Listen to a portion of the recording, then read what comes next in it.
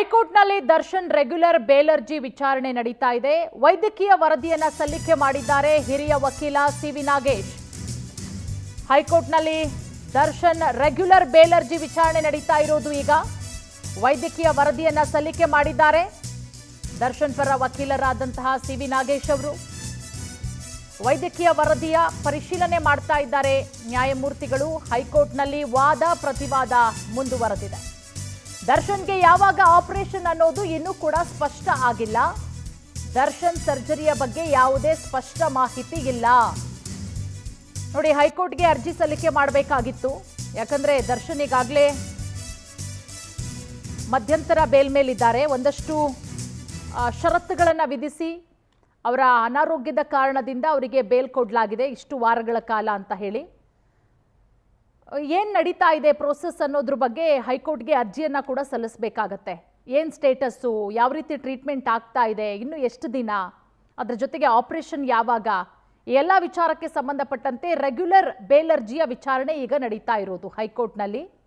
ವೈದ್ಯಕೀಯ ವರದಿಯನ್ನ ಹಿರಿಯ ವಕೀಲರಾದಂತಹ ಸಿ.ವಿ. ನಾಗೇಶ್ ಅವರು ಹೈಕೋರ್ಟ್ಗೆ ಸಲ್ಲಿಕೆ ಮಾಡಿದ್ದಾರೆ. ಎರಡೂ ಕಡೆಯಿಂದ ನೋಡಿ, ದರ್ಶನ್ ಜಾಮೀನು ಅರ್ಜಿ ವಿಚಾರಣೆ ಮುಂದೂಡಿಕೆಯಾಗಿದೆ. ದರ್ಶನ್ ರೆಗ್ಯುಲರ್ ಜಾಮೀನು ಅರ್ಜಿ ವಿಚಾರಣೆಯನ್ನ ಹೈಕೋರ್ಟ್ ಮುಂದೂಡಿರೋದು. ಜಾಮೀನು ಅರ್ಜಿ ವಿಚಾರಣೆ ಮುಂದೂಡಿಕೆಯಾಗಿದೆ. ಮತ್ತೆ ಯಾವಾಗ ವಿಚಾರಣೆ ಅನ್ನೋದನ್ನ ಕಾದು ನೋಡಬೇಕಾಗತ್ತೆ. ಇವತ್ತು ಎರಡೂ ಕಡೆಯ ವಾದ ಪ್ರತಿವಾದಗಳಾಯಿತು. ವಾದ ಪ್ರತಿವಾದಗಳನ್ನ ಆಲಿಸಿದಂತಹ ನ್ಯಾಯಮೂರ್ತಿಗಳು ಅರ್ಜಿ ವಿಚಾರಣೆಯನ್ನ ಮುಂದೂಡಿದ್ದಾರೆ. ರೆಗ್ಯುಲರ್ ಜಾಮೀನು ಅರ್ಜಿ ವಿಚಾರಣೆಯನ್ನ ಮುಂದೂಡಿಕೆ ಮಾಡಿರೋದು. ಎರಡೂ ಕಡೆಯ ವಾದ ಪ್ರತಿವಾದಗಳು. ಈಗ ಜಾಮೀನು ಅರ್ಜಿ ವಿಚಾರಣೆಯನ್ನ ಮುಂದೂಡಲಾಗಿದೆ. ನವೆಂಬರ್ 26ನೇ ತಾರೀಕು ಬೇಲ್ ಅರ್ಜಿ ವಿಚಾರಣೆಯನ್ನ ಮುಂದೂಡಿಕೆಯಾಗಿದೆ. ನವೆಂಬರ್ 26ಕ್ಕೆ ನ್ಯಾಯಮೂರ್ತಿಗಳು ಬೇಲ್ ಅರ್ಜಿ ವಿಚಾರಣೆಯನ್ನ ಮುಂದೂಡಿದ್ದಾರೆ. ಸೊ ಅವತ್ತು ಮತ್ತೆ ಎರಡೂ ಕಡೆಯಿಂದ ವಾದ ಪ್ರತಿವಾದಗಳಾಗುತ್ತೆ. ನವೆಂಬರ್ 26ನೇ ತಾರೀಕು ಬೇಲ್ ಅರ್ಜಿ ವಿಚಾರಣೆಯನ್ನ ಹೈಕೋರ್ಟ್ ಮುಂದೂಡಿರೋದು. ದರ್ಶನ್ ಜಾಮೀನು ಅರ್ಜಿ ವಿಚಾರಣೆಯನ್ನ ಹೈಕೋರ್ಟ್ ನವೆಂಬರ್ 26ನೇ ತಾರೀಕು ಮುಂದೂಡಲಾಗಿದೆ. ಯಾಕಂದ್ರೆ ಇವತ್ತು ದರ್ಶನ್ ಪರ ವಕೀಲರು ಒಂದಷ್ಟು ಮೆಡಿಕಲ್ ರಿಪೋರ್ಟ್ಗಳನ್ನ ಸಲ್ಲಿಕೆ ಮಾಡಿದ್ರು, ವೈದ್ಯಕೀಯ ವರದಿಯನ್ನ ಸಲ್ಲಿಕೆ ಮಾಡಿದ್ರು ಕೋರ್ಟ್ಗೆ. ನ್ಯಾಯಮೂರ್ತಿಗಳು ಅದನ್ನ ಪರಿಶೀಲನೆ ಮಾಡ್ತಾರೆ. ಹೈಕೋರ್ಟ್ ಅಲ್ಲಿ ವಾದ ಪ್ರತಿವಾದಗಳಾಗತ್ತೆ. ಇನ್ನು ಕೂಡ ದರ್ಶನ್ಗೆ ಆಪರೇಷನ್ ಬೇಕಾ ಬೇಡವಾ ಯಾವುದ್ರ ಬಗ್ಗೆನೂ ಕೂಡ ಒಂದು ಕ್ಲಿಯರ್ ಆಗಿ ಕ್ಲಾರಿಟಿ ಇಲ್ಲ. ಫಿಸಿಯೋಥೆರಪಿನೇ ಮಾಡಿಸ್ಕೊಳ್ತಾರಾ ಅಥವಾ ಆಪರೇಷನ್ ಅಗತ್ಯತೆ ಇದೆಯಾ, ಒಂದು ಕ್ಲಿಯರ್ ಪಿಕ್ಚರ್ ಇಲ್ಲ. ಆಲ್ರೆಡಿ ಸಾಕಷ್ಟು ವಾರಗಳಾಯಿತು ಅವರು ಬೇಲ್ ಮೇಲೆ ಹೊರಗಡೆ ಬಂದು. ಇನ್ನೇನು ಕೆಲವೇ ದಿನಗಳಷ್ಟೇ ಇರೋದು. ಆ ಟರ್ಮ್ ಮುಗಿತಾ ಬರ್ತಾ ಇರೋದ್ರಿಂದ ಒಂದಷ್ಟು ಕೋರ್ಟ್ ಕೂಡ ಕೇಳುತ್ತೆ ಯಾವ ಕಾರಣ, ಆಪರೇಷನ್ ಆಗಿದೆಯಾ ಹೇಗೆ ಅಂತ ಹೇಳಿ. ಸೊ ಹಾಗಾಗಿ ಕೋರ್ಟಲ್ಲಿ ಇವತ್ತು ಎರಡೂ ಕಡೆಯ ವಾದ ಪ್ರತಿವಾದಗಳು, ಎರಡೂ ಕಡೆಯ ವಾದ ಪ್ರತಿವಾದಗಳನ್ನು ಆಲಿಸಿದಂತಹ ನ್ಯಾಯಮೂರ್ತಿಗಳು ನವೆಂಬರ್ 26ನೇ ತಾರೀಕಿಗೆ ಅರ್ಜಿ ವಿಚಾರಣೆಯನ್ನ ಮುಂದೂಡಿಕೆ ಮಾಡಿದ್ದಾರೆ. ನವೆಂಬರ್ 26ನೇ ತಾರೀಕು ಅರ್ಜಿ ವಿಚಾರಣೆ ಮತ್ತೆ ನಡೆಯುತ್ತೆ. ದರ್ಶನ್ ಜಾಮೀನು ಅರ್ಜಿ ವಿಚಾರಣೆ ನವೆಂಬರ್ 26ಕ್ಕೆ ಮುಂದೂಡಿಕೆ. ದರ್ಶನ್ ರೆಗ್ಯುಲರ್ ಜಾಮೀನು ಅರ್ಜಿ ವಿಚಾರಣೆಯನ್ನ ಹೈಕೋರ್ಟ್ ನವೆಂಬರ್ 26ನೇ ತಾರೀಕು ಮುಂದೂಡಿದೆ. ಈ ಬಗ್ಗೆ ಮತ್ತಷ್ಟು ಮಾಹಿತಿ ಕೊಡ್ತಾರೆ ನಮ್ಮ ಪ್ರತಿನಿಧಿ ವೆಂಕಟೇಶ್. ವೆಂಕಟೇಶ್, ಹೈಕೋರ್ಟ್ ಏಕಸದಸ್ಯ ಪೀಠದಲ್ಲಿ ನಡೆದಂತಹ ಅರ್ಜಿ ವಿಚಾರಣೆ ಇವತ್ತು ನವೆಂಬರ್ 26ಕ್ಕೆ ಮುಂದೂಡಿಕೆ ಮಾಡಲಾಗಿದೆ. ಇವತ್ತು ಕೋರ್ಟ್ ಅಲ್ಲಿ ಯಾವ ರೀತಿ ವಾದ ಪ್ರತಿವಾದಗಳಾಯಿತು ಅಂತ ವೆಂಕಟೇಶ್?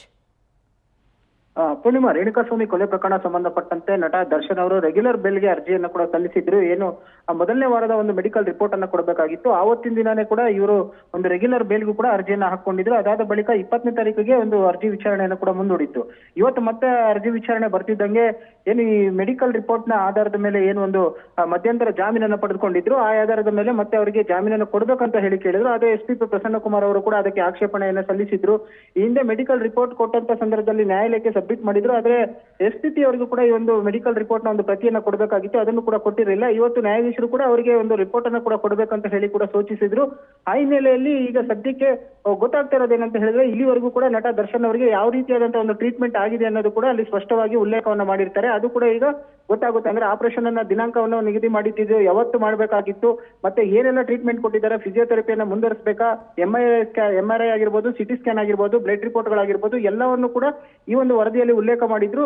ಇಲ್ಲಿವರೆಗೂ ಕೂಡ ನಟ ದರ್ಶನ್ ಅವರಿಗೆ ಯಾವ ರೀತಿಯಾದಂತಹ ಟ್ರೀಟ್ಮೆಂಟ್ ಕೊಟ್ಟಿದ್ದಾರೆ ಅನ್ನೋದು ಕೂಡ ಗೊತ್ತಾಗಿರಲಿಲ್ಲ. ಈಗ ನ್ಯಾಯಾಲಯಕ್ಕೆ ಸಲ್ಲಿಸಿರುವಂತಹ ವರದಿ ಏನಿದೆ ಅದು SPP ಅವರ ಕೈಗೆ ಸೇರಿರೋದ್ರಿಂದಾಗಿ ಸೊ ಈ ಆಧಾರದ ಮೇಲೆ ಕೂಡ ಅವರು ಆಕ್ಷೇಪಣೆ ಸಲ್ಲಿಸುವ ಸಾಧ್ಯತೆ ಕೂಡ ಇರುತ್ತೆ. ಯಾಕಂದ್ರೆ ರೆಗ್ಯುಲರ್ ಬೇಲ್ ಅರ್ಜಿಯನ್ನ ಸಲ್ಲಿಸಿರೋದ್ರಿಂದಾಗಿ ಅವರು ಮಧ್ಯಂತರ ಜಾಮೀನನ್ನೇ ರದ್ದು ಮಾಡ್ಬೇಕಂತ ಹೇಳಿ ಸುಪ್ರೀಂ ಕೋರ್ಟ್ಗೆ ಆಕ್ಷೇಪಣೆಯನ್ನು ಸಲ್ಲಿಸೋದಕ್ಕೂ ಕೂಡ ಈಗ ಸಿದ್ಧತೆಯನ್ನ ಮಾಡ್ಕೊಳ್ತಾ ಇದ್ದಾರೆ. ಆ ಮಧ್ಯದಲ್ಲೇ ಕೂಡ ರೆಗ್ಯುಲರ್ ಬೇಲ್ಗೆ ಅರ್ಜಿಯನ್ನ ಹಾಕೊಳ್ತಾ ಇರುವಂತದ್ದು ಏನಿದೆ, ಸೊ ಅದನ್ನ ಮಧ್ಯಂತರ ಬೇಲ್ನೇ ಕ್ಯಾನ್ಸಲ್ ಮಾಡ್ಬೇಕಾದ್ರೆ ರೆಗ್ಯುಲರ್ ಬೇಲ್ ಕೊಡ್ಲೇಬಾರದು ಅನ್ನುವಂತಹ ಒಂದು ನಿಟ್ಟಿನಲ್ಲಿ ಕೂಡ SPP ಅವರು ವಾದ ಮಾಡೋದಕ್ಕೂ ಕೂಡ ಈಗ ಮುಂದಾಗಿರುವಂತದ್ದು. ಸದ್ಯಕ್ಕೆ ಈಗ ನಟ ದರ್ಶನ್ ಅವರಿಗೆ ಮತ್ತೊಂದು ಸಂಕಷ್ಟ ಕೂಡ ಎದುರಾಗಿರುವಂತದ್ದು ಅಂದ್ರೆ ಹೆಚ್ಚುವರಿಯಾಗಿ ಚಾರ್ಜ್ ಶೀಟ್ ಅನ್ನ ಸಲ್ಲಿಕೆ ಮಾಡೋದಕ್ಕೂ ಕೂಡ ಈಗ ಪೊಲೀಸರು ಸಿದ್ಧತೆಯನ್ನ ಮಾಡ್ಕೊಂಡಿದ್ದಾರೆ. ಯಾಕಂದ್ರೆ ಮರ್ಡರ್ ಆದಂತಹ ಸ್ಪಾಟ್ ನಲ್ಲಿ ನಟ ದರ್ಶನ್ ಅವರು ಇದ್ರು ಅನ್ನೋದಕ್ಕೆ ಸಾಕ್ಷಿಯಾಗಿ ಏನು ಪ್ರಮುಖ ಸಾಕ್ಷಿಯಾಗಿರುವಂತಹ ಪುನೀತ್ ಅವರ ಮೊಬೈಲ್ ನಲ್ಲಿ ಕೂಡ 2 ಮೊಬೈಲ್ ಫೋಟೋಗಳು ರಿಟ್ರೀವ್ ಆಗಿತ್ತು.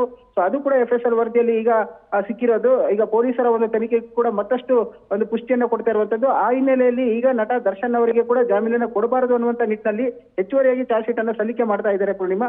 ಸದ್ಯಕ್ಕೆ ಈಗ ಮುಂದಿನ ಒಂದು ವಿಚಾರಣೆಯನ್ನು ಕೂಡ ಮುಂದೆ ಕೂಡಿರುವಂತದ್ದು. ಅಲ್ಲಿವರೆಗೂ ಕೂಡ ನಟ ದರ್ಶನ್ ಅವರು ಮಧ್ಯಂತರ ಜಾಮೀನಿನ ಮೇಲೆ ಕೂಡ ಇರುವಂತದ್ದು. ಈಗ ಸದ್ಯಕ್ಕೆ ಅವರ ಆಸ್ಪತ್ರೆಯಲ್ಲಿ ಟ್ರೀಟ್ಮೆಂಟ್ ಕೂಡ ಮುಂದುವರಿತಾ ಇದೆ. ನಾಳೆ ಅವರಿಗೆ ಯಾವ ರೀತಿಯಾದಂತಹ ಟ್ರೀಟ್ಮೆಂಟ್ ಈಗ ಇಲ್ಲಿವರೆಗೂ ಆಗಿದೆ ಅನ್ನೋದು ಕೂಡ ಬಹಿರಂಗ ಆಗುತ್ತೆ. ಅಲ್ಲದೆ ನಿಜವಾಗ್ಲೂ ಏನಾದ್ರೂ ಅವರಿಗೆ ಅಂತ ಸೀರಿಯಸ್ನೆಸ್ ಇದ್ದಿದ್ದೇ ಆಗಿದ್ರೆ ಸೊ ಅವರಿಗೆ ಆಪರೇಷನ್ ಅನ್ನ ಮಾಡಬೇಕಾದಂತಹ ದಿನಾಂಕವನ್ನು ಕೂಡ ಫಿಕ್ಸ್ ಮಾಡಬೇಕಾಗುತ್ತೆ. ಅದನ್ನು ಕೂಡ ಅವರ ಕುಟುಂಬಸ್ಥರ ಜೊತೆ ಚರ್ಚೆ ಮಾಡಿ ತದನಂತರ ತಿಳಿಸಲಾಗುವುದು ಅಂತ ಕೂಡ ಹೇಳಿದ್ರು. ಸೊ ಯಾವಾಗ ಅದನ್ನದು ಕೂಡ ನಾಳೆ ಗೊತ್ತಾಗುವಂತದ್ದು Purnima. Okay, thank you Venkatesh ತಮ್ಮೆಲ್ಲ ಮಾಹಿತಿಗಾಗಿ.